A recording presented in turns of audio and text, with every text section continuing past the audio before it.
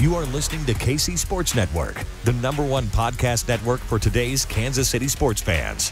With former players from your favorite teams, informed perspectives, and former insiders, this is the place for you.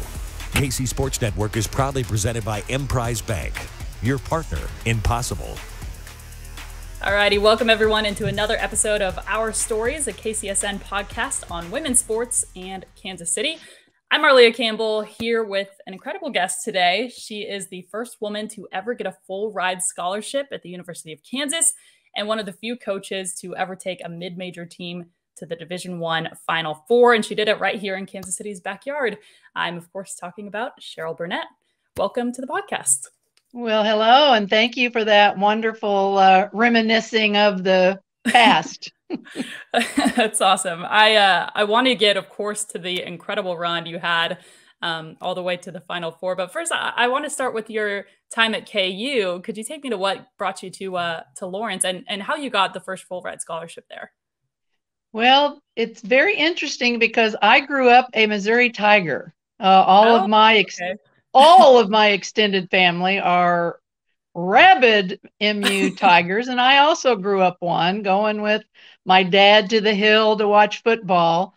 But at the same time, during that era, and I always say I'm so lucky to be a Title IX baby. Graduated from high school in 76. Of course, Title IX passed in 72, has everything to do with every opportunity that I've ever received is because of my age and that era of opportunity.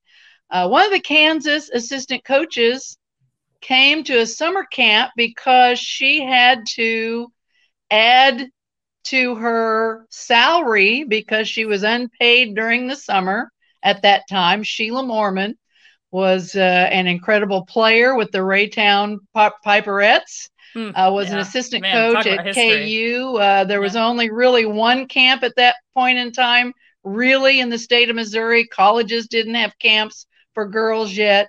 Tom Roberts Girls Basketball School in northern Missouri, in Canton, Missouri. From there, Coach Mormon recruited me to Kansas. Recruited some by Joanne Rutherford at Mizzou, but Coach Mormon was very, very active in my recruitment. And I always tell this part of the story because Leanne Wilcox, married name now Pletnicki, from Kansas City, Missouri, went to St. Teresa's. I met at that basketball camp. We actually went on our campus visits together to Kansas. She was offered the first full ride scholarship to Kansas, turned them down, got the first full ride scholarship at Kansas State. I was second in line, but it's okay because I got the first full ride scholarship to KU. There you go. That is incredible. And that would have been, so you said you graduated from high school in 76 or started high school in 76? Yes, my first playing season would have been 76, 77 at Kansas. Yeah, I think, so I wrote my master's thesis on Title IX and spent about a year doing a history series that you were a part of, which I'm very grateful for. Oh. And I think something a lot of people don't really understand is that the switch didn't flip overnight in 1972 when that signature dried. It took 4 years for a woman to get a full ride. It's still ongoing. Yeah. Yes. Yeah. The opportunities did not come immediately, but at the same time, law was supporting these opportunities. So that made a huge difference. Right. So I actually want to hop back a step. What were your opportunities like growing up, in your elementary and middle school years before you got to high school? I love that you asked that because a lot of that goes back to my mother, Cheryl Burnett. And of course, my father was an incredible fan of athletics, but my mom is the one that had the summer rec program in Centralia, the new high school basketball coach for boys. There was none for girls. When I was young, hired my mom because she had started the first softball program at Centralia, Missouri, my hometown. And because she had already started the first softball program team, Coach Enlow there from Centralia, who coached varsity boys at the time and then varsity girls later for years, did both, hired Mom. So she was the one at summer rec. She was the one who played in the late 40s at Centralia, but they dropped high school basketball. So guess who went to the school board to ask for girls basketball to be reinstated? But Cheryl Burnett, and a lot of opportunities arose from my mom's perseverance. I absolutely love that. I feel like so much of the women's sports movement was done at the grassroots level by women for women through, things like that, the woman going to the school board and stepping in, and that changed your life, I imagine, forever. Did that spark your interest in it basketball? really did. Of course, I was out at summer rec playing with all the guys and some of the girls. But that being able to have a high school program, when I was a freshman, we played 6 games. We thought those were the best 6 in all of anything, wearing cut-off jean shorts and the boys' practice jerseys. But Coach Enlow did it right. He fulfilled a full schedule by my junior and senior years, and it's been going ever since. So you get to the University of Kansas in '76, and you're playing for the legendary coach Marion Washington. How'd those years go? Well, Coach Washington, I always say, was so far ahead of her time. I didn't even know all of her history till fairly recently when I go to the Women's Basketball Hall of Fame when Jackie Stiles was being inducted and run into Coach Washington because she had been one of the coaches with the Olympic team that was being honored at that particular Hall of Fame, and getting to hear what all the rest of the world was saying about Marion Washington really struck me. Struck me hard that I'd had the opportunity to play for this woman that was renowned and still, of course, renowned, where she gave us opportunities to travel, to play against really the best in the country. Of course, at that time, Adrian Mitchell, Newell's her married name, was on the team, recently got her jersey retired. And then, of course, Lynette Woodard came in a year later. And, of course, Wood was a 4-time Kodak All-American, one of the few in history, the captain of the Olympic team under Pat Summitt. And we really had some wonderful times at Kansas playing. Yeah. You mentioned Coach Washington getting inducted. She was the first Black woman to be an assistant coach on an Olympic team. And, I had the pleasure of interviewing her last year, and she said when she'd run into, struggles and issues and stuff, she was always wondering, is it because I'm a woman? Is it because I'm Black? Or is it both? So when you mentioned— Can you imagine at that point in time being at the University of Kansas, a Black woman who's 6'1", her playing experience internationally was already in her background. She understood what kind of players it took. I really think she's one of the first to go nationally in recruitment because back in the day, so many institutions just recruited locally. We had players from everywhere around the United States because she knew she had to go look for players, and she did. And you were one of them. This is also, I think, another thing I learned kind of because I played basketball at the University of Wyoming, and I really didn't know anything about Title IX as someone who benefited from it, my entire life, which kind of kickstarted this research project, I guess, I've been doing for the last couple of years. And a big thing I didn't know was for the first 10 years after Title IX passed, the NCAA didn't sponsor women's sports. So you guys were playing in the AIAW at the time. So what were those years like, playing in that league and playing alongside Lynette Woodard? Goodness gracious. Well, it's really interesting because during those days, we were playing anybody and everybody because there was not an NCAA. One of the best teams we played was Phillips University out of Oklahoma. I don't even know what they are now, but at the time it was like an NAIA school. So it didn't really matter what level you were playing because everybody was kind of even in a way because there wasn't a lot of scholarships. People just went to get an education, went wherever they were going to go. There wasn't a conference. We weren't in a conference originally. Finally, at some point, the Big 8 picked up women's basketball. So there were a lot of differences at that time. And in fact, I was just talking to Jane Schrader. I ended up working at the University of Illinois under Jane Schrader, who'd been at Kansas State for many, many, many years as an assistant coach. And I had to call her and say, now in 1982, I was coaching with you at Illinois, and that was the first year, the only year the AIAW had a national championship and the NCAA had a national championship for women's basketball. We went to the first round of the NCAA tournament. How did we decide if we were going AIAW or the NCAA? So it was quite an interesting and challenging time. And at the same time, playing with Lynette Woodard, I mean, getting the opportunity to play with Wood, we called her Wood, it was incredible. She was 6'1". I still think she is one of the best athletes and players to ever play the game.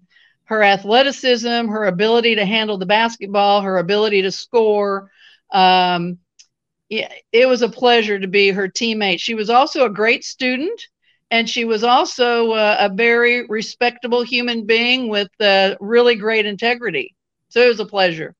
Yeah. Do you have any favorite memories from your playing career in Lawrence? Well, I don't know if this is and we're talking about Lynette, so I have to share just this memory. I thought that's where you were going, but please, yeah.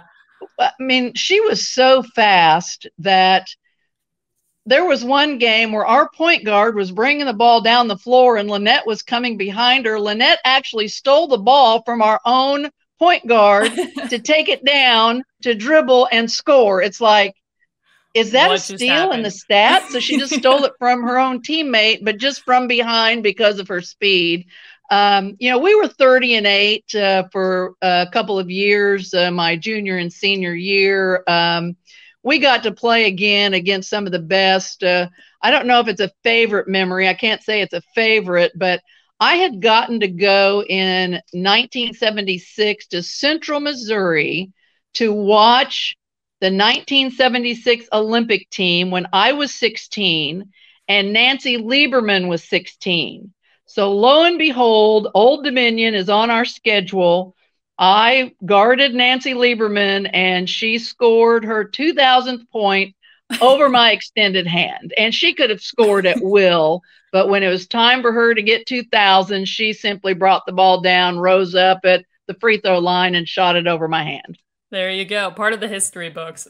It is. It is. Yeah, that's awesome. So what after your playing career, when did you get into coaching and kind of what was your thought process on making that career move?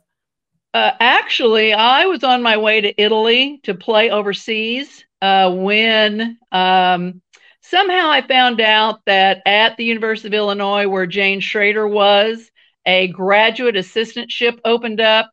I always knew I wanted to coach. I mean, from the time, basically, I knew girls and women could coach. So when that opened up, I decided I wasn't going to Italy. I had also gotten drafted by the New Jersey Gyms in the league. Sharon Farah, being a Missourian and also a great Missouri Tiger, I knew she was in the league. People weren't getting paid yet, so I forego my playing career to have the opportunity to play against, to coach for Jane Schrader, again, who'd been at Kansas State for years and years. I idolized their program. They were so disciplined. They were so defensive oriented that I knew that I could not pass up the opportunity to be in her program. Yeah. Yeah. Here's another one, jumping back for a second. I know we talked about Title IX passing in 72 and you were there 4 years later. How are things in terms of equity between the women's program and the men's program at that point? Oh, there was no equity. Yeah. Yep. But I will have to say, I think that Coach Washington did such a great job of shielding us, as aware of those kinds of things that I certainly am now. And after coaching for so many, many years of trying to take some strides in all of those kinds of things, I might not have known it except for the couple of times where we'd be practicing and all of a sudden the men come on and, they're shooting layups. We're shooting layups. They're shooting over us at the same end of the floor. And we're kind of going, what? I think we have a conflict of timing here. But other than that, we knew they were traveling by plane. Honestly, at the time, we didn't care that we were in an 18-passenger van with all of our suitcases on top. We just appreciated that we were getting to play. Yeah. Yeah. And you have given so many other women the ability to get that experience of playing all the way to Southwest Missouri State, which is now Missouri State. So how did your coaching road lead you there? Well, after coaching at University of Illinois, I'd actually called Joanne Rutherford at the University of Missouri, who had been there, of course, legendary time at Mizzou. And she said, well, Cheryl, we don't have a job opening, but there's an opening at Southwest Missouri State. So I go and interview with Valerie Goodwin, her married name Colbert. And again, Valerie was one of the most heralded players out of Wayland Baptist in her career. And I interviewed for the job. She literally hired me on the spot. And I started as an assistant at Southwest Missouri State to get back home, closer to home. Then Valerie took the Oklahoma job. And that was after 3 years. And that was when Oklahoma dropped women's basketball. Yeah. Valerie had been a coach there, I think, 1 year. When she left, I was blessed to get hired at Southwest Missouri State, and then, of course, coached there as an assistant for Valerie 3 years, and then 15 years as head coach. So what year did you take over the head coaching position? 87. 87. Okay. And you guys had a Final Four run before the 2001 run with Jackie Stiles. We did. Thank you for bringing that up. In 91, 92, I had been at Southwest Missouri State for 5 years. Really, in the first couple years, didn't win a lot of games. We were transitioning. Southwest Missouri State had been Division II prior to me being an assistant for Val. We really upgraded our schedule, really took the lumps, but in 5 years, we were at the Final Four in 91, 92.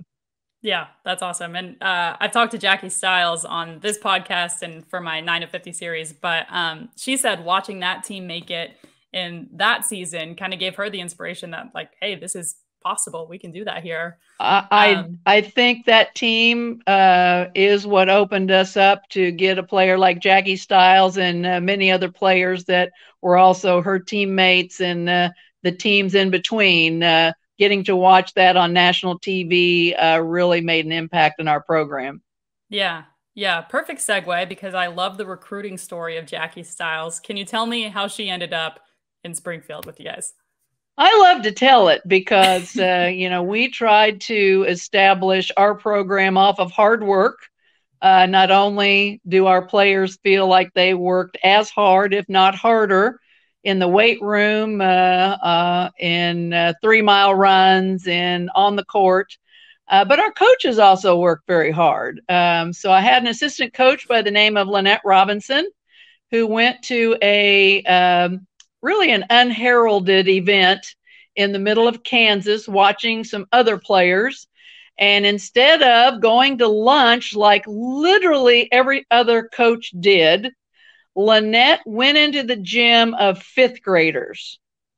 And so while she was out working everyone in a gym of 5th graders, she saw this little ponytailed 5th grader lighting it up. And she turned to the gentleman sitting next to her and said, because of course there's no rosters, "Who is that ponytailed kid?" It happened to be her dad. Now, don't have the alarm bells go off. It was not illegal to talk to her father at that point. You could talk to them up until 8th grade. But her dad said, "Well, that happens to be my daughter." And so Lynette said, "Well, we run a very intense elite camp." And we did. We had players going to UConn and Tennessee. And if they were good, we tried to get them to come to camp. Of course, we wanted to recruit them, but we just wanted to run a great camp. Jackie was the youngest player at camp. Everybody else was juniors and seniors, very highly recruited nationally. She made it to the championship of one-on-one. made it as an all-star at a really, really good elite camp. 5th grade. The rest is history. Yeah.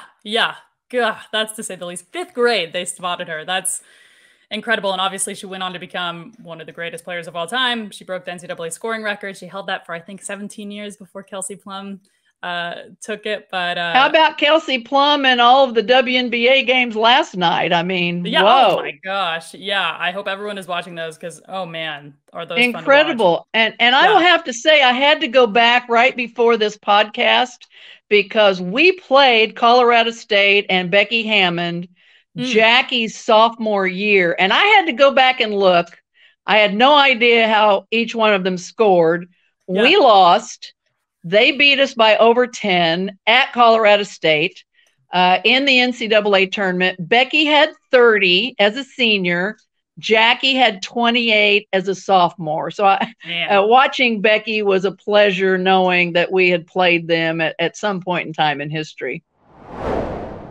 Hey, sorry to interrupt, but I need to tell you about our friends at DraftKings. The wait is over. DraftKings Sportsbook, America's top-rated sportsbook app, is officially live in Kansas just in time for football season. That means betting legally on same-game parlays, spreads, money lines, and more anytime and anywhere across the Sunflower State. To celebrate, DraftKings is giving new Kansas customers a can't-miss offer. Bet just $5 on anything and get $200 in free bets instantly. Everyone can experience the thrill of DraftKings early win promotion. Get up 7, you win. Bet on any pro football team of your choice, and if your team leads by 7 points at any point in the game, you get paid instantly, even if your team loses. Download the DraftKings Sportsbook app now and use promo code KCSN to get $200 in free bets instantly when you place a $5 bet on anything. That's code KCSN only at DraftKings Sportsbook, America's top-rated sportsbook. Gambling problem? Getting help is your best bet. Call 800-522-4700. Must be 21 years or older. Physically present in Kansas. Eligibility restrictions apply. Bonus issued as free bets. 1 early win token issued at opt-in. Moneyline bets only. Deposit and wagering restrictions apply. Eligibility terms at DraftKings.com/Kansas on behalf of Boot Hill Resort and Casino. Now, let's get back to the show. What I would pay to see that game live. That is unbelievable. A lot of scoring back and forth. Yeah. So that would have been in Fort Collins, right? It was, yes. Yeah. I played at Wyoming, so they were our rivals. And so I played there a couple times. So take me to Jackie's commitment, because one thing is, like, she wasn't this underrated recruit that popped off in college. She had major offers. Well, and that's partly our fault, because we urged Jackie to go to a USA basketball event.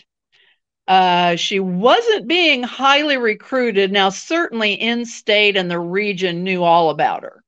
But the recruitment of Jackie just went out the roof after we urged her to go on and go to this USA basketball event for her just to develop. After that, everybody recruited her, and I always laugh when her mom and dad tell the story.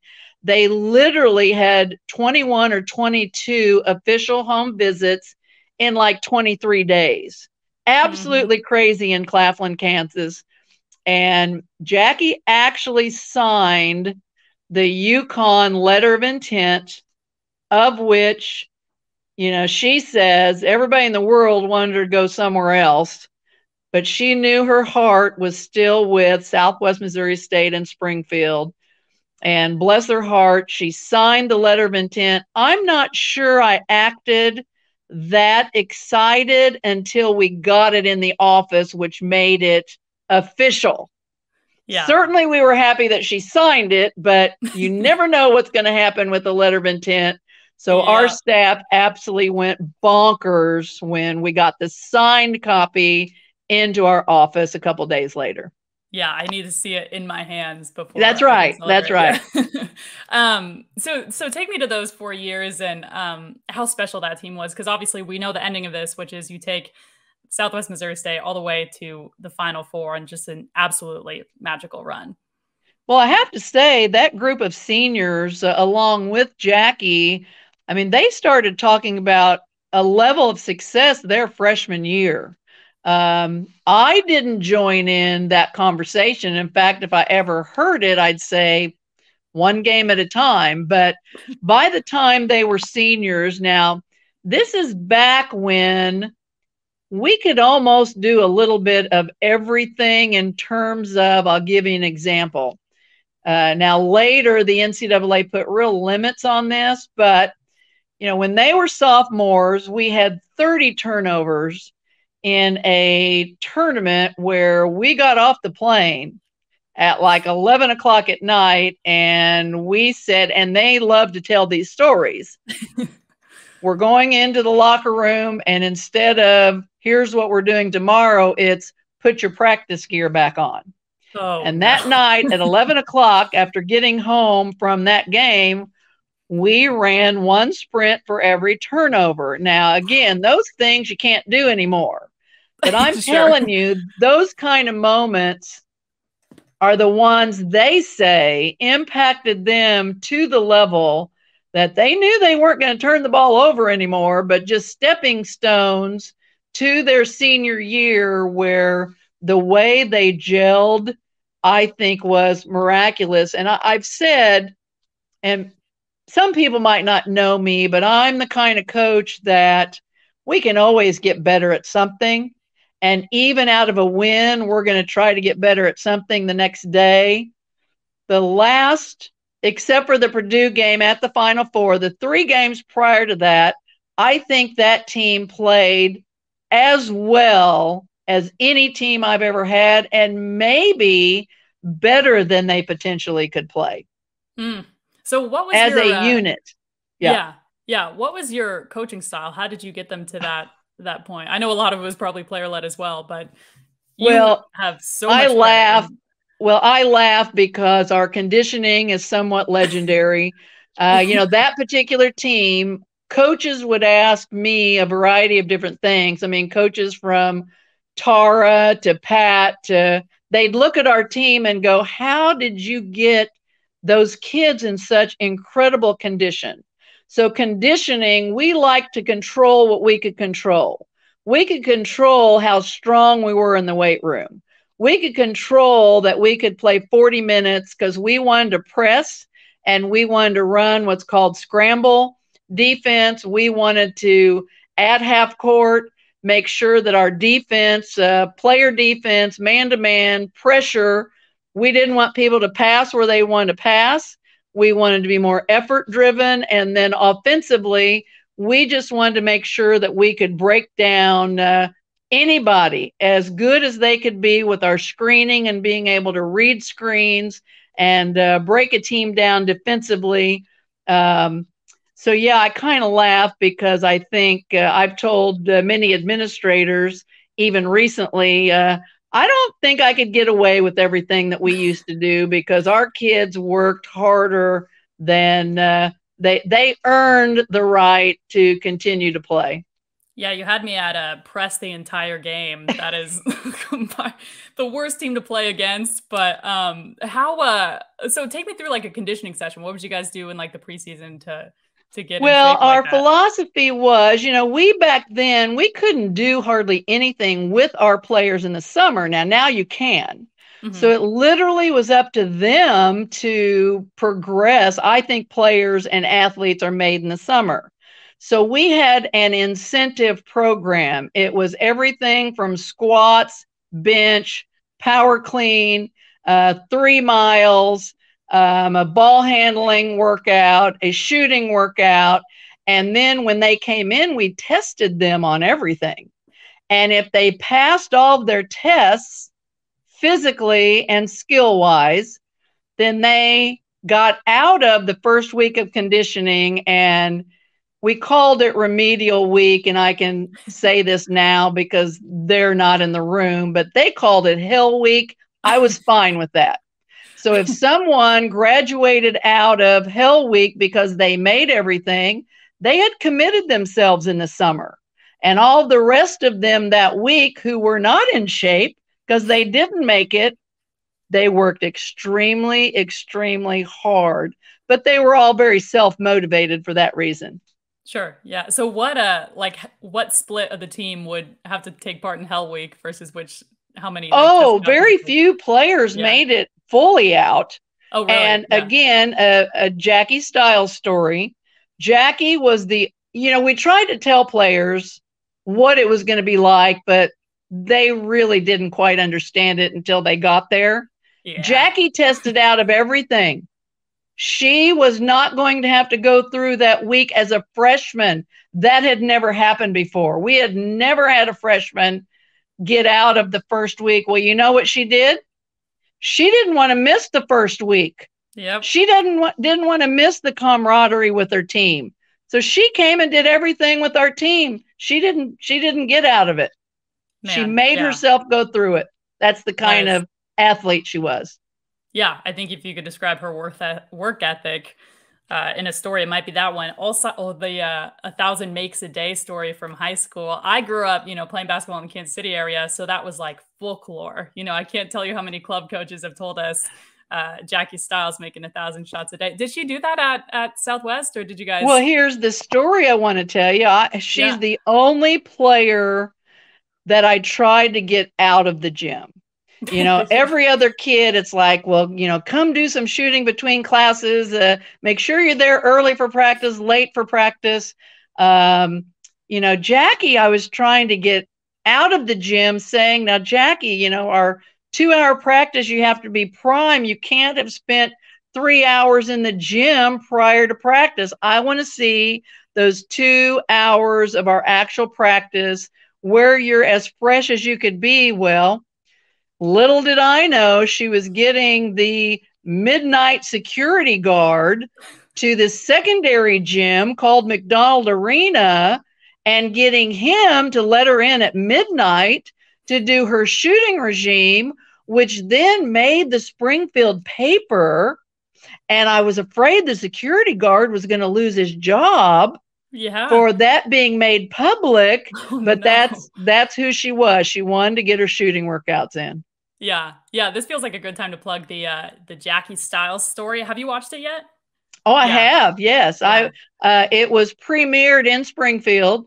Sherry Cole from Oklahoma, who Jackie worked for a couple of years ago, came in. Her high school coach, she had 2 of them, came in. It was premiered in Springfield, so I got an early showing before it was released. Yeah, it's a must watch, and you can watch it. We got it Amazon Prime, Apple TV, YouTube, Google Play, all those things. And you said, I think you can order it on Walmart. You can get a physical copy as well. You can order it from Walmart with a DVD.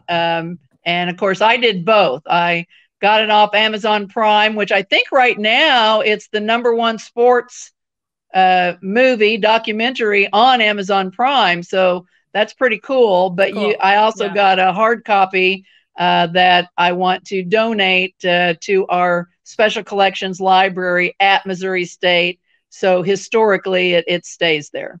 Yeah, gosh, I love that. The late 90s and early 2000s, I think, are such an important time for women's basketball. Looking back from even pre-Title IX, there were a bunch of kind of milestone springboards you can think of. And, in the late 90s, you had the Team USA won a gold medal. The first WNBA draft was in 97. You guys are in early 2000s, 2001s when you made the Final Four. And this was like, I think ESPN did an article calling it Jackie Mania. Like all eyes in the country were on your team. Take me to that Final Four and just kind of the excitement surrounding, that Cinderella run.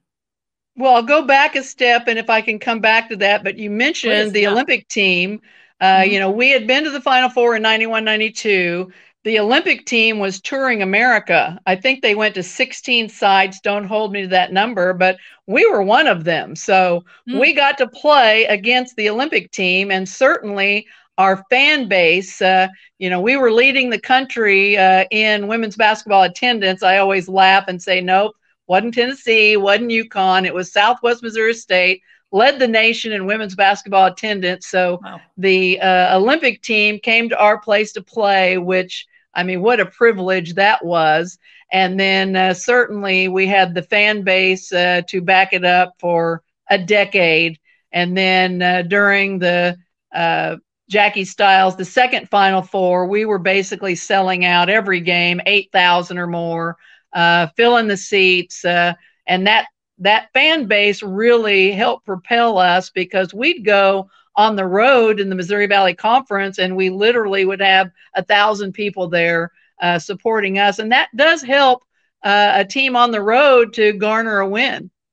Yeah, for sure. So what contributed to that fanfare? Was it the community of Springfield and just kind of who your team was, or what do you think? Absolutely. My answer to that is Valerie Goodwin Colbert. Under her regime, a group was started by Dr. Mary Jo Wynn, our longtime administrator, called the Fast Break Club. And the Fast Break Club were women, mostly women, not all women, some men, from the Springfield area who were CEOs of companies, advertising executive, marketing executives, some of the best and brightest from our community got together to promote women's athletics, but certainly women's basketball, and they helped build a fan base. I was just lucky enough to be one of those coaches to jump on their bandwagon, because they were setting the precedence of how to do it as a support group in women's basketball during that era. And then that fan base just kept building. The 91-92 team had every single player but two had been valedictorians, salutatorians, and were from 3 hours from Springfield. So wow. They were having their fan bases follow us. It just kept building. And then by the time Jackie came in, Tara Mitchum, who had gone to Ohio State and then returned back to us, Carly Deere, Stubblefield, just some really great local talent was on that team. And certainly the other personalities, Jackie included. Everybody already knew Jackie coming into our program. So the crescendo just kept going up. The more we won and the closer Jackie got to every scoring record, really kind of drove all of us crazy. All of the media and all of the attention, including Jackie, it drove her crazy too. Yeah. So once she broke that national record, we could just go out and play because nobody was following those records anymore. And anybody that knows me knows the records are the least important thing that our teams were to concentrate on. We wanted to get a win. Yeah, I think Jackie told me you guys maybe like hired a bodyguard for her because it got so intense with people wanting her autograph and everything. We had a gentleman who assisted with our program that had been a police officer. Yeah. He went back to school as a 40-year-old, and we asked him to be a part of our staff, more like a manager, but I can't think of a better guy to help escort her in. Of course, she would come to a game an hour early, and she wasn't being able to shoot because fans, there wasn't a lot of fans there an hour before the game, but they all felt like they could come down and ask for an autograph and pictures, and she wouldn't be able to get her shooting in. So we had Tom escort her in. He came early, make sure to keep everybody from her, and then after the game had to do the same thing. I mean, what a great problem. What a great problem that so many people wanted her attention. Yeah. Yeah. And in the Final Four, I know you guys, was it after you won in the Elite Eight where you got back to the Springfield airport and it was just chaos? I'm breathing because it makes me tired now. Our journey was Rutgers, then Spokane, Washington. We literally had fans that couldn't get from Rutgers to Spokane driving. Oh, so our travel schedule was really, really crazy. So once we won up there in Washington, we didn't have the option to go right to St. Louis because we were in a plane with all the fans. So we had to come back to Springfield. You know, some programs just go right to the next location and rest. We had to come back to Springfield. And yes, that's when, little did we know, we're getting back at, I can't remember, I want to say 4 a.m. Don't hold me to that.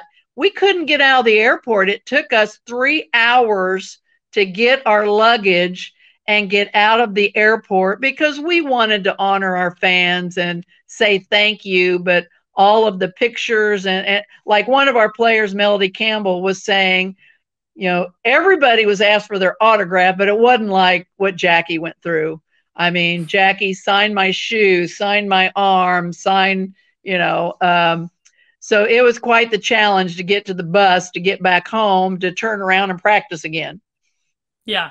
I just think what an incredible, from sports not being offered, your mom going to the school board and saying, we need women's basketball, we need girls basketball, to that scene at the airport, decades later. I guess, has it sunk in just the significance of that moment and of the growth you've seen over the past couple of decades in the game?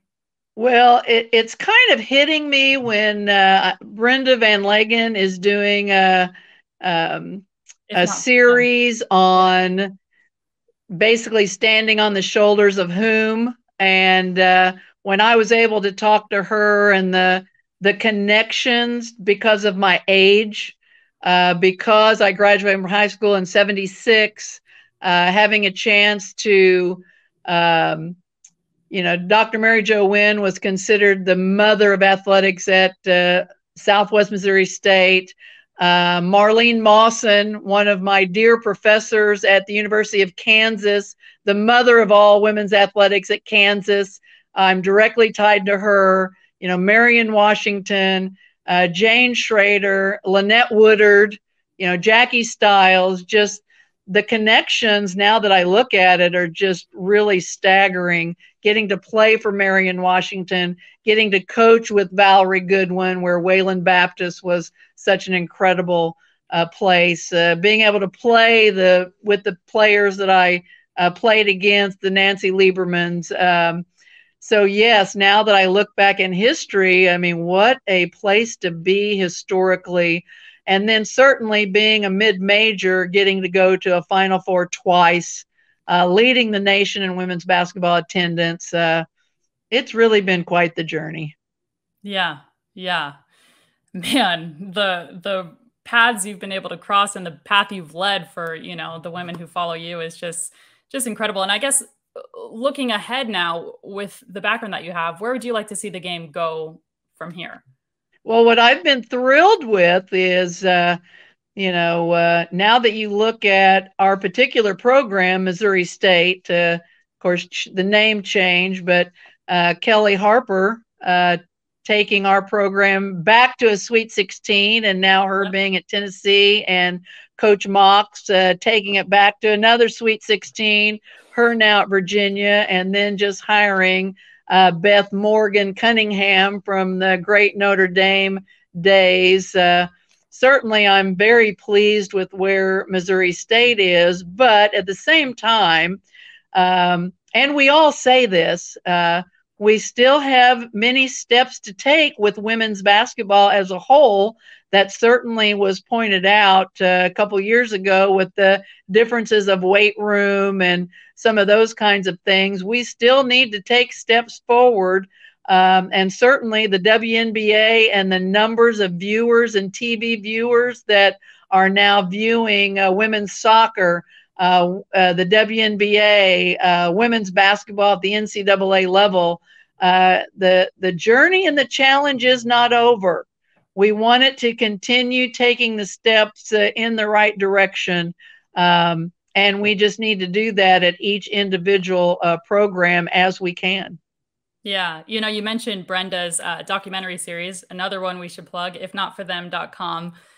It's called If Not For Them. And we would not be here if it were not for you and for all the women you coached with and against. So I thank you for blazing the trail for us.